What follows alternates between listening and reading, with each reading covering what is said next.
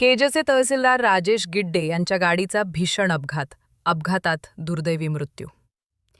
केज तालुक्याचे तहसीलदार राकेश गिड्डे यांचा आज सकाळी लातूर अंबाजोगाई महामार्गावर रेणापूर फाट्याजवळ झालेल्या भीषण कार अपघातात दुर्दैवी मृत्यू झाला.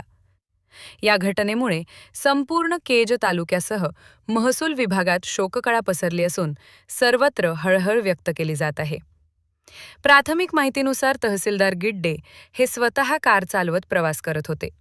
दरम्यान अचानक वाहनावरील नियंत्रण सुटल्याने कार पलटी होऊन गंभीर अपघात झाला.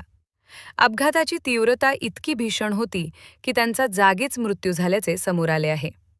अपघाताच्या वेळी ते कारमध्ये एकटेच असल्याची माहिती मिळाली आहे. घटनेची माहिती मिळताच रेणापूर पोलीस तात्काळ घटनास्थळी दाखल झाले.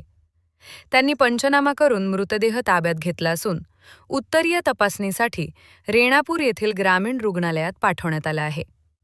या प्रकरणी पुढील तपास पोलीस करत आहेत. राकेश गिड्डे हे कर्तव्यदक्ष, कार्यक्षम आणि तरुण अधिकारी म्हणून ओळखले जात होते. त्यांच्या अकाली निधनामुळे केज तालुक्याच्या प्रशासनात मोठी पोकळी निर्माण झाली आहे.